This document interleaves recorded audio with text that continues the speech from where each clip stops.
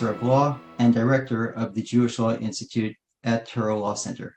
And such a pleasure and an honor for me to open tonight's program, to moderate tonight's program, and to introduce our very distinguished speakers for tonight's event.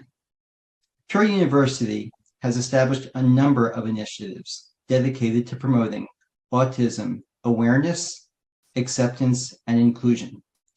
Likewise, Touro Law School, Touro Law Center, has initiated the Disability Rights and Inclusion Program, as well as a special education law clinic, all of which are similarly dedicated to promoting broad disability rights and inclusion, as well as specifically focusing on areas of autism. And I'd like to publicly thank both Dr. Alan Kadish, president of Touro University, and Dean Elena Langen at Touro Law Center for their ongoing support and leadership in these areas, specifically in the area of autism. Alongside these efforts, as Nachum mentioned a moment ago, and I'd like to publicly thank Nachum as well for directing Touro Talks, the Touro Talks webinars have focused on a variety of themes over the years. Some of the themes that have emerged throughout these years of producing these webinars include autism. Some of the webinars have focused on areas related to Jewish law, Jewish thought, Jewish history, and a number of webinars have looked at the modern state of Israel. Tonight's program, Autism and Religion, an International Conversation, in many ways brings further and builds on the success of these different programs, both throughout Touro University, at Touro Law Center, and through the Touro Talks. Tonight, we have the opportunity to hear from distinguished, internationally acclaimed speakers who have an expertise in broad areas, including autism, religion, as well as the modern state of Israel. So I'd like to very briefly introduce each of our speakers. And I say briefly because each of our speakers deserves quite an extensive introduction, each in their own right, but in the interest of time, so that we can move right into the program, I'll just say a few words about each speaker. And as we turn to the initial presentations, I'll ask the speakers to tell us a bit more about themselves. So the speakers will be in the following order. Gabrielle Kaplan-Mayer, who is the Chief Program Officer at Jewish Learning Venture, where she directs the Whole Community Inclusion Initiative. Gabrielle Kaplan-Mayer is well known for her years of leadership in areas of disability rights and inclusion, not limited to autism, but certainly incorporating autism as a major area of her focus. And in recognition of this dedication and leadership, she was awarded just recently the 2022 Covenant Award, a very prestigious award recognizing the leadership that she has provided over the years. Our second speaker will be John Elder Robison. We've had the pleasure and honor of having Mr. Robison join us before on some of our previous webinars, talking about issues related to autism. Mr. Robison is a neurodiversity scholar at the College of William and Mary, and he is the author of several books on autism, including the New York Times best-selling Look Me in the Eye, a groundbreaking book that really brought to many in a very wide audience a better understanding and appreciation of autism, of the autism lived experience. And Mr. Robison has continued in a variety of positions, both governmental and non-governmental, as a leading worldwide speaker and expert on autism. And finally, last but certainly not least, we have all the way from Israel, adding the international component to our conversation. And I want to particularly thank Rabbi Dr. Rafi Feuerstein for joining us at this very late hour in Israel. Rabbi Feuerstein is the president of the Feuerstein Institute, located in Jerusalem. The Feuerstein Institute was founded by Rabbi Feuerstein's father, Professor Reuben Feuerstein.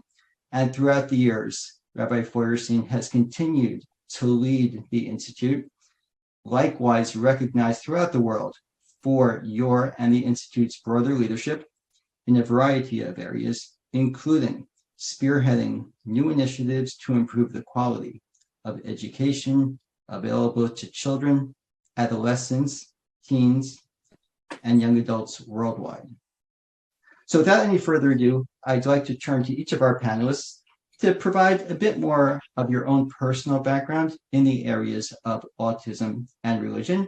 If you could tell us a bit more about some of the work you've done, and looking specifically at communal approaches and attitudes toward autism, how religious communities have, in some ways, embraced and included autistic individuals, but perhaps also to tell us about some of the challenges that you've seen through these efforts of inclusion, and maybe some of the strategies of success that you've been able to implement or you've observed in your work over the years. So to begin with, Gabrielle Kaplan-Mayer. Okay, thank you so much. I really want to thank Touro College and all of you who have put this evening together and for this opportunity to get to share about my work. So I think before I do, I just want to share personally a bit about my journey into disability advocacy and inclusion work within the Jewish community. I'm a parent of 2 children, and my oldest, George, who will be turning 20 next month, is on the autism spectrum and has an intellectual disability. So he's someone with a high level of support needs. And really, through my parenting journey, I became so much more aware of how much education was needed in Jewish spaces to understand autism and to provide accommodations and support. George is a non-speaking person. He uses a communication device to communicate, and really through his childhood, through his growing up, at every step of the way, I've been learning along with our community. And I wanted to make sure that in my work as a Jewish educator, that every child had the opportunity to access community. So at Jewish Learning Venture, our mission is to make Jewish life meaningful and relevant to all families raising Jewish children. We're a pluralistic agency working across the greater Philadelphia area. And I have directed our whole community inclusion initiative for about 10 years or so now, because we know that autism and other kinds of learning disabilities, cognitive disabilities, certainly physical disabilities, can be barriers if accommodations are not there. So our goal is really to raise awareness and to provide education and hands-on resources, so that the people who are working in synagogue schools, who are working in Jewish camps, who are working in Jewish preschools and all Jewish spaces have the tools and resources to understand autism, to begin to put together accommodations that can support children and to support families. So we do a lot of awareness raising work. We also do direct support for parents. We do parent education, and we do a lot of family programs. We have recognized that a lot of our Jewish communal programs are not necessarily sensory friendly, and that for people with autism, that can be a huge barrier to participating, especially when you think of some of the holidays that tend to be very noisy, a Purim or a Simchat Torah, and that music and crowds and the festivities can be very joyous, but that there are also ways to be able to put in quiet, calming spaces where people who have sensory sensitivities can go to decompress, to take a break. Those are things that we provide tools to teach synagogue professionals and educators how to create, and to just raise that awareness about neurodiversity, and that the way that we do education, the way that we do communal programs, we want to bring that sensitivity and awareness to how we're creating the space. So I think that we've made a lot of progress. We do training around B'nai Mitzvah, sharing different kinds of modifications and accommodations that can be made for the B'nai Mitzvah service. We've certainly done a lot of outreach to clergy, recognizing that many clergy want to know how to work with families and provide pastoral support and walk along in companion families, but just simply may not have the education and background in autism and in other disabilities. So that's a little bit of the work that we do. And the challenges are that, frankly, that we are based in a society in which there's still a huge amount of disability stigma. And so all the work that we're doing is in the context of working against that stigma or recognizing that that stigma exists. And as much as people understand autism and neurodiversity much more than they have in previous generations, there's still a lot of work to do, and we're here doing that work. So thank you. Thank you so much. That was a great way to open the program. And now we'll turn to John Elder Robison to share with us a bit more of your own background and some of your thoughts on connections between religion, religious communities, and autism. Well, let's see. As you said in the introduction, I'm the neurodiversity scholar at William and Mary and at Landmark College.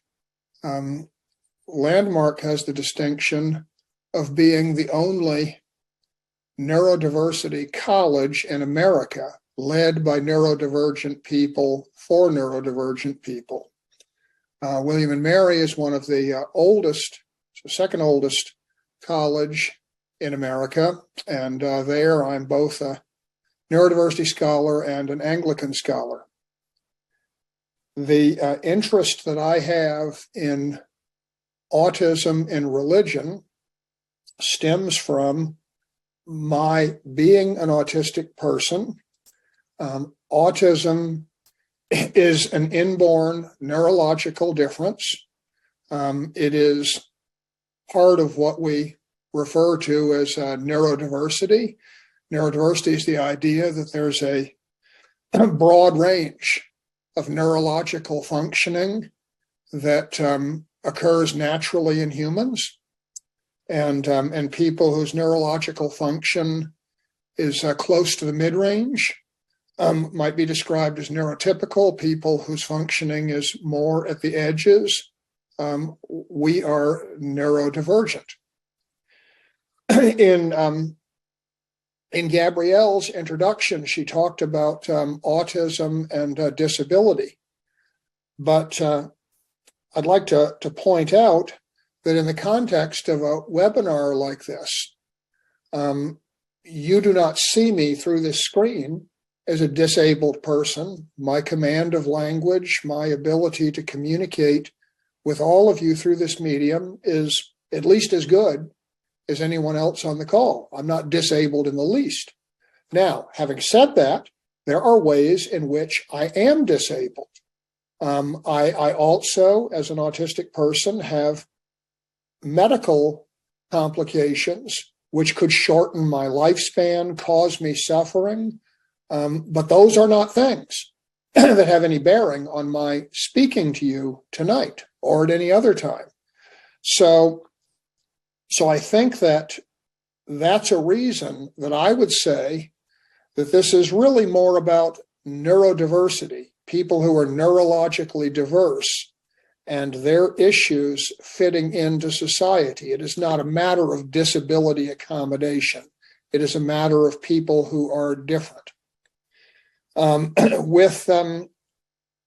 With respect to my ideas about autism and religion, one of the things that I'm very interested in is the study of the role that neurodivergent people have played in the establishment and maintenance of theology and organized religions of all faiths as they exist today. It's my belief that we have evidence of the existence of neurodivergent people going back to the earliest foundational writings of any major religious faith. And I think that it's important to recognize that autistic people were there at the beginning when faiths were established, just as we think it's important that Jewish people were there at the establishment of Judaism, that Catholic people were there for the establishment of Catholicism. You know, we all want to feel that we have been part of a thing from the beginning. And I think that's a very, very important idea. Another idea that I think is important as we speak about this at a Jewish university is the idea that modern Judaism rejects the idea of original sin, whereas Catholicism strongly embraces the idea of original sin. And if we go back 150 years, when the field of psychiatry as we know it was established, we had Catholic and Jewish thinkers leading those efforts. And there is a significant difference in how Jewish clinicians who believed that we were God's creatures and we were born free of sin, we were born perfect in that sense, but we were imperfect humans who went out into the world and sinned. That was a very different perspective for a person who was born different than the Catholic idea that we were born as sinners, because it implies that our different behavior is a result of sin, which we generally think of as a conscious act of misbehavior. Therefore, I believe that Jewish clinicians approached understanding of people who were born different with a fundamentally different and healthier perspective.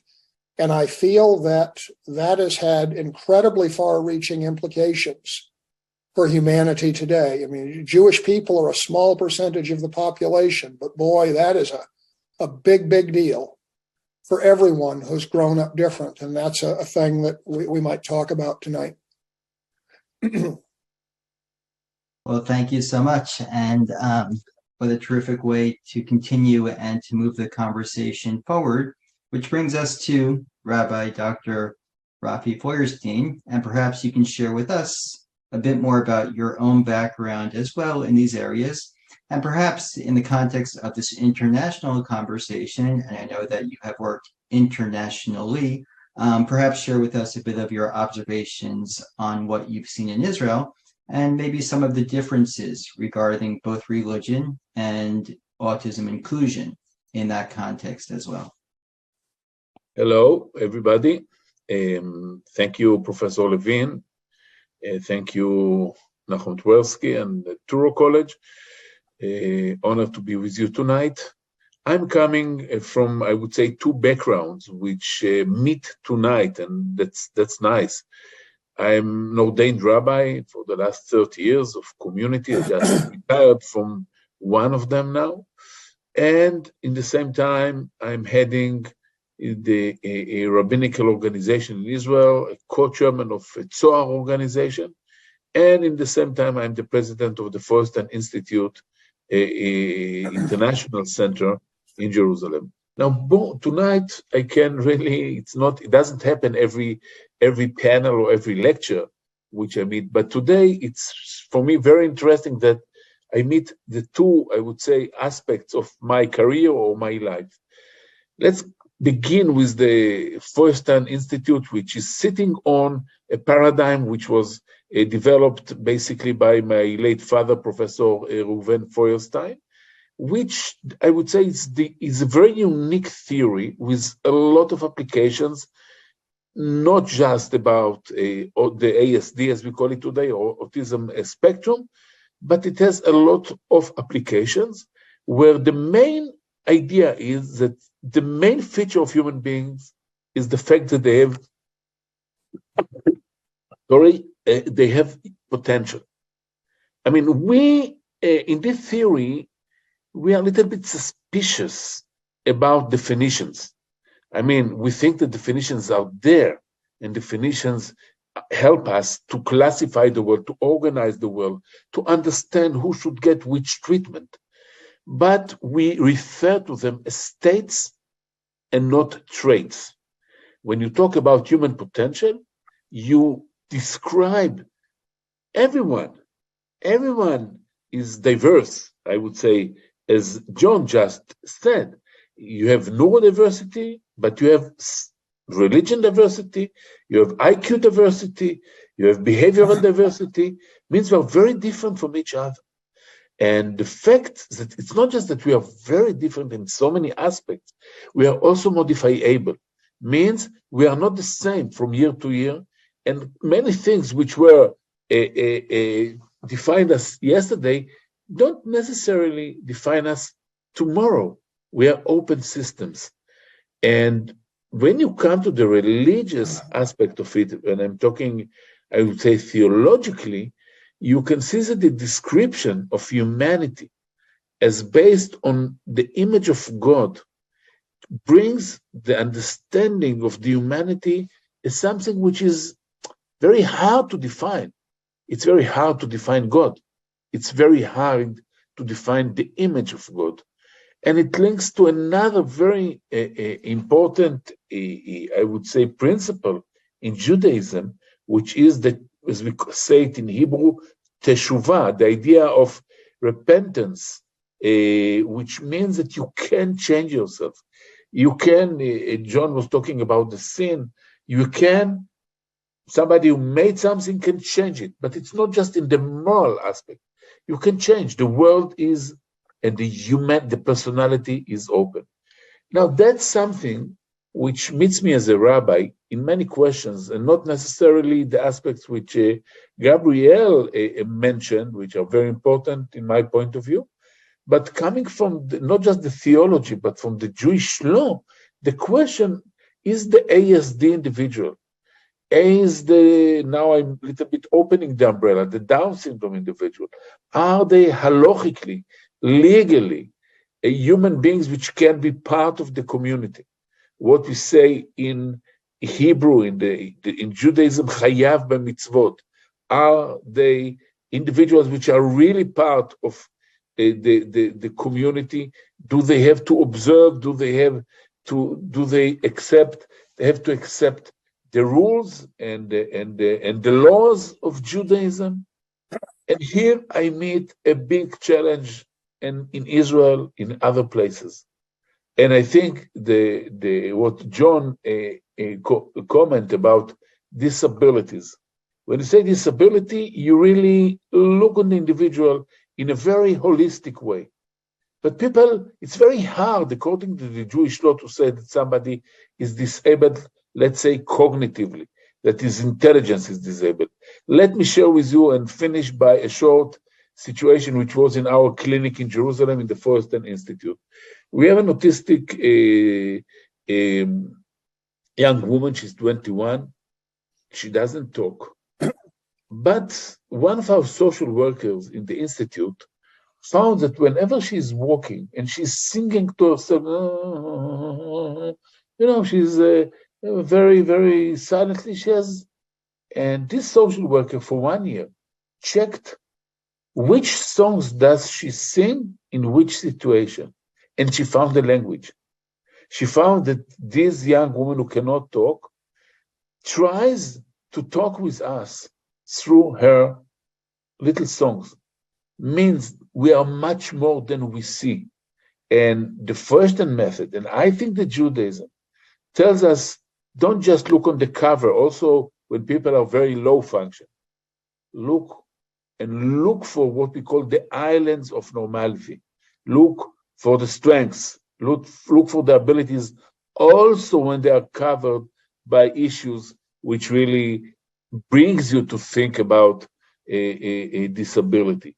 So human beings are more than the package, more than the cover. Yes, one thing is really to find them the silent place during the festive of Simchat Torah, the holiday, but part of it is also to understand that they're a real part of the community, also religiously, not just as human beings who have their rights, but also legally and theologically. Thank you. Thank you so much for those insights. And as we turn and as the conversation develops from questions about the community and makes its way toward more direct theological types of questions, to kind of bring it all together. And maybe we'll go in the same order and begin with you, Gabrielle Kaplan-Mayer. It's fascinating that you mentioned the challenges that are still there, the challenges of stigma within society generally, as well as within religious communities. And yet we have these basic notions and notions within Jewish belief, notions, as John Elder Robison alluded to, universally, I think it's fair to say, among just about every religion, about human beings being created in the image of God, notions of everyone counting. And in fact, there was a comment from the audience, and I'd like to remind our audience, and thank you so much for joining us once again. If you'd like to post questions in the chat, we will address them more directly toward the end of the program, if there's time. But there was a comment about neurodiversity and giftedness.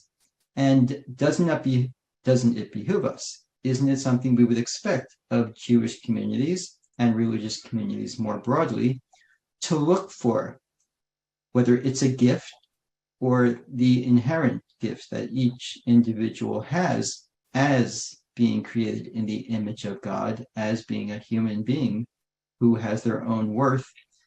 And how do we break through that disconnect between those basic theological and religious principles and ideals and some of what we unfortunately continue to see communally? So it's a lot to ask, but I'm very interested, and we're all interested in your thoughts on that. I'm happy to step into this. So really, and my co-panelists here, it's just so stimulating and fascinating to share our different perspectives and the perspectives of everyone who's here. So yeah, I think it goes back to what we mean by giftedness and this idea that as John shared, this very Jewish idea that we come into the world with a pure soul. And I'm very moved by the idea of tikkun olam, which comes from a Kabbalistic idea that there are broken shards in the world, and that part of our meaning and purpose and being here is to do whatever type of repair we're able to do. And so I think when I hear this idea of giftedness, I think it's just applies much more deeply than maybe the notion we've been raised with in an education system. I can't speak to Israel, but in the United States, where you're tested for giftedness and perhaps put in a program for giftedness based solely on an IQ test. And we know now that, through multiple intelligence theories, there are people who have all different kinds of intelligences. So I'm someone who's not an extremely academic person. I'm much more of a creative person and an intuitive person. And that's where I found my strength to do my work. So when I think of people with autism, there's just a huge spectrum. We talk about the autism spectrum in terms of those gifts. And so, as I mentioned, the way my son tests, he has an intellectual disability. And in terms of the gifts he brings as a human being, they're too numerous for me to list here. There's just the gift of his soul, his spark that he shares with us in many ways. I think, again, that the more that we can just expand our understanding of, as we heard from Rabbi Feuerstein, the idea of potential. And so certainly there are neurodivergent people who have intellectual gifts and who have very high IQs. And there are people who have other kinds of gifts. So I would just say the more that we're able to expand our understanding of the worth of human beings beyond cognitive testing. We I think can understand what really giftedness means. That's such a great perspective and a great way of bringing together these different themes. John Elder Robison, I want to first thank you, as always, for bringing to the conversation both your knowledge, your scholarship on areas of autism, as well as your lived experience. We are strong proponents at Touro of the principle of nothing about us without us, and we always include various perspectives, including the lived experiences of individuals like yourself. And of course, as I'd mentioned previously, your book was so groundbreaking in bringing those experiences to a broad public. And your initial book, Look Me in the Eye, and the other books certainly as well, continuing your experiences. You mentioned the notion of neurodiversity and defined for us very helpfully the idea that people are different, that there are these diversities. And I think that's really what gave rise to the comment from the audience that Gabrielle Kaplan-Mayer built upon, the notion that everyone has gifts, everyone brings something to our human experience. I'm wondering if you'd like to add some more of your own thoughts of connecting all of that with your insights, with your study of areas of religion and theology, and how those principles might come together. Sure. As an autistic person, I imagine you'd find it's natural for me to wonder, how does another person that I'm dealing with, interacting with, feel about autism, and more specifically, how do they feel about people like me with autism? That's the very same thing that a person of color talking to somebody might feel. They might ask themselves, how does this white person feel about people like me? A Muslim person faced with many people in America might feel, how is this person here in America going to feel about me as a Muslim? Are they going to respect me as a person? Are they going to have these preconceived notions that will make it hard for me to interact with them or be treated fairly by them? I think that concept is at the whole root of movements like Black Lives Matter. So it's a big, big deal to people. In my service, I've spent 15 years with our National Institutes of Health, our CDC, in helping formulate autism policy for research, for treatment and support of individuals with autism. And I've served a number of years on World Health Organization committees seeking to define how we understand autism for the world. And in doing that, I've interacted with many, many clinicians. And I've seen people who are very accepting and indeed welcoming of people who are different like me, and people who have rather closed minds about how people with the autism diagnosis are.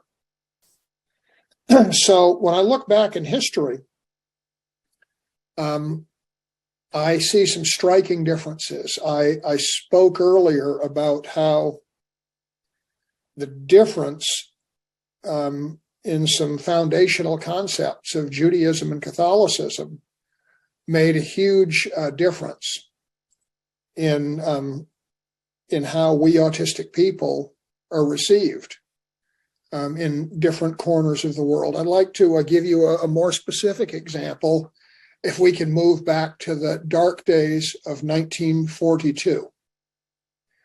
So in 1942, in Germany, or in Austria, which was then Greater Germany, we had a doctor. Today we would call him a psychiatrist, although psychiatry is a very young profession then, named Hans Asperger. Dr. Asperger is the person for whom Asperger syndrome is named. He was widely regarded as a great champion of people with Asperger's, which was my original diagnosis. Then in the United States, we had Leo Kanner. Leo Kanner in this country is widely seen as the father of the autism diagnosis. And when we say Dr. Kanner was the father of the autism diagnosis in this country, we tend to talk about the more obviously disabling manifestations of autism that come with intellectual disability and significant language disability. Whereas people with Asperger syndrome in recent times are commonly imagined as people without any language impairments and with good or above average IQ. Now, those aren't necessarily the definitions that the two men intended, but that's the popular perception. So when I look back in 1942 at how Dr. Asperger wrote about his patients in his clinic at the University of Vienna Medical Center, if we read those writings in the original German, as an autistic person, they are chilling. Dr. Asperger, a devout Catholic, wrote that little so-and-so is profoundly disabled and has no conceivable chance for growth or worth. And she should be sent for prompt Hechelius treatment. You may wonder, what is Hechelius treatment? It's one of those Nazi-era euphemisms. Hechelius was one of Asperger's colleagues who ran the Spiegelgrund Child Euthanasia Center, a notorious establishment that any student of the Holocaust knows. So, Dr. Asperger wrote that this child with autism had no conceivable value and should be exterminated. When I read Dr. Kanner's writings from the same years about children with seemingly similar levels of disability, Dr. Kanner's writings are kind. Dr. Kanner writes about our hidden potential, and he writes specifically about our right to life and our belonging in a family situation. Dr. Kanner is a person of Jewish faith who welcomed people like me into the world. Dr. Asperger sent people like me for extermination if we couldn't speak clearly and pass certain tests of his making. And I would suggest to you that you would have a very hard time finding a Jewish clinician who felt his faith or her faith strongly, who would ever advocate to euthanize people like me. And I saw that in my work in public health. I saw Dr. Asperger's thinking, which was essentially that autism was a willful misbehavior. We wouldn't change, we couldn't change, better just be done with us. I saw that reflected in the thinking of so many clinicians in Europe, which was in recent years largely free of Jewish influence. When I look in America, there was very strong Jewish influence in the development of how we think of and understand autism and the conditions that we refer to as neurodivergent. I see the idea that we are, and it's not expressed as God's creatures because these clinicians now write in a secular way, but I see the idea of God's creatures deserving of life and respect come through very clearly in a way that did not happen until very recent times in Europe. So that to me is a very big deal that speaks to, in our secular world, the powerful role that religion has played in shaping how people like me are perceived. Wow, thank you so much. And once again, certainly not least, Rabbi Dr. Feuerstein. And Rabbi Feuerstein, you'd mentioned that the conversation has touched upon so many of your areas of interest and expertise. So I don't want to limit you in any way or prescribe to you. What are your thoughts on some of the different ideas that have been raised by your co-panelists? Thank you. Thank you, Dr. Levine. I agree very much on, I would say, the spirit of this discussion, which also shaped the DSM when they changed the definition of autism to autistic spectrum. I mean, the fact that we talk about spectrum, it makes it more, I would say, less rigid. It's less rigid definitions. We are afraid very much from definitions. We think that definitions, which are many times a human being, it's a social entity, those definitions. We need to define. But for example, when you talk about autism, there is not yet a gene which it can be correlated directly to autism. Could be that there are hundreds of them. It's not, and it's a spectrum, as the DSM, the current, the last version of the DSM is telling us about. And here, I would like to say that I'm not ignoring facts. I'm not ignoring facts which happens and which John or Gabrielle described, and I can see in my day-to-day with my wonderful team in our clinic in Israel, in many clinics which are affiliated to us in 40 countries. Yes, there are sure issues, there are sure symptoms. Question is, what do you do with them? And here, let me share with you a short anecdote which helped me to understand my father's, Professor Feuerstein, ideas around 30 years ago. We were sitting in New York, it was an international conference, and a group of around 20, 30 parents for children which were described as autistic children came to meet him and to ask him questions. I won't forget a mother which raised up and said, look, I have an autistic child. I have a list, is low functioning. I have a list of 45 or 50 things which the child can do. But whenever I'm going to the psychiatrist or to the neurologist of my child, they tell me it's very nice that you have 50 behaviors that your child can do.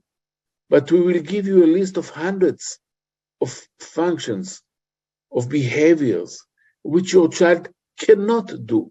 It's nice that he has 50 things. But what can you do with just 50 things which your child can do? And Professor Feuerstein gave a very interesting and deep answer. He said, I disagree with those psychiatrists and neurologists, because I think that those 50 or 45 things which are really, really very minor that your child can do, he learned how to do them. John, you were talking about Judaism, and let me add another thing which I find in Judaism very important. That's the belief in education. What we call Talmud Torah, the learning, the role of education. And the role of education, according to the Feuerstein understanding and to the Vygotsky and some other scholars, in the 20 or 21st century is that intelligence and skills and abilities are learned. And Professor Feuerstein said, if your child has 45 things he can do, I believe he said that he learned how to do them. If he learned how to do 45 things, if he takes your hand to the fridge and says, when he's 30, he cannot talk.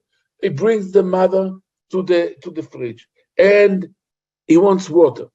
How does he know that when he's thirsty he has to drink water? How does he know that the water are in the fridge? How does he know that his mother will give him water? He learned it. If he learned 45 things, he has a learning mechanism. If he has a learning mechanism, and if we find and discover the learning mechanism, why shouldn't he learn 2,000 things? So all the Feuerstein method is directed to understand the learning mechanism. Chinuch, as we say in Hebrew, or education. Education is more than giving the individual knowledge. We call it mediated learning. We can teach also individual on the autistic spectrum how to communicate. How we are not an ABA type. It was not erased here, but I'm very against the ABA a way of educating individuals who are on the autistic spectrum. I think that it's not humanistic, although it can show very immediate results. I believe in education, in thinking, and we can teach, and we can teach everybody, and we can teach also those individuals on the autistic spectrum. Let me finish going back to the religion. Maimonides, the great philosopher, the great halachic, legal, I would say it could be the top legalist, the Jewish law in the Jewish history. He was also a doctor 800 years ago. And he said, and he was a philosopher which we still continue to try to research to understand his thoughts. And he said in his legal book, Mishneh Torah, when I have to define the disabled person, I cannot write it because intelligence is something which is immeasurable. I cannot identify it. I cannot give you very direct a scale or IQ test. It doesn't mention the IQ test to describe what does it mean a normative intelligence or not normative intelligence. He says in Hebrew, "Ve'en ladayan ela ma she'einav ro'ot." You have to bring the child to the judge or to the rabbi, and he has to see if he understands. So all the idea of intelligence as measured, as predicted, as a closed system, I think is against the Jewish understanding of the power of education and the ability of education to make changes in the functioning, in the level of understanding and communicating of the ASD individual or some other people with disabilities. Thank you. Thank you so much. Well, the hour has really flown by, and we all appreciate your thoughtful presentations and ideas. I wonder if we still have time, and here I will have to limit you, please. If you'd each like to provide maybe a minute at most, some closing thoughts based on our conversation, any further ideas you'd like to carry forward as we all continue to think about these important issues. So starting once again, Gabrielle Kaplan-Mayer. Absolutely. Well, I think first off, we need to keep having these conversations. And, it's an honor to be here with people who are experts in this field and doing this work, and to know and to acknowledge that there are many people working in Jewish education and in different camps, youth groups, other settings, who may not have learned about autism. And so we've got to keep spreading the message and doing this kind of work. I'm also involved in a lot of interfaith and interspiritual groups. I saw someone put in the chat something about, really understanding different faith traditions, perspectives, and that work is very important to me. And I have really, really enjoyed learning from religious leaders of all faith traditions and some awesome, wonderful ways that they are really practicing inclusion and belonging in their faith houses of worship. Thank you. John Elder Robison, any final thoughts for us? Yes. Here in the United States, almost half our population, according to recent studies, say that they are neither spiritual nor religious. So, and less than 40% say they are religious, even though 60-some% say they believe in God. When people grow up, even in a non-religious household, foundational religious ideas like the embrace or the rejection of an original sin doctrine will significantly shape how a person sees other folks in the world as they go through life. And I'm not suggesting here that there's a right and wrong. You can pick aspects of any religion's foundation of knowledge that could shape how we deal with other people in a way that could be advantageous or disadvantageous. But I'd just like to be clear that religion has a very, very large effect, and the effect is one of a hidden hand, as it were. You know, we don't really consciously attribute it to religion, but it's absolutely there. And to me, that is one reason why theological study in the context like this, why that's very, very important and has relevance to all of us, whether individuals among us believe in God, religion, or not. It's still important. Thank you so much. And maybe 30 seconds in the wee hours out there in Israel, Rabbi Dr. Feuerstein, if you'd like to share some final thoughts. Yeah, I will share just the final experience. Today is a very important day for me because my son with Down syndrome, Elchanan, has birthday. He has Down syndrome. He's our second child. And Nahum, you know him. Yes. And and I have to tell you that we had a wonderful event yesterday night. Elchanan is dating with a young woman, a fat with Down syndrome.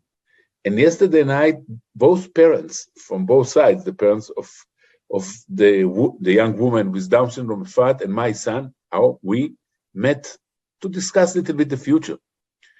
And that's part of something which we do in the Feuerstein Institute when we created the marital center for people with disabilities.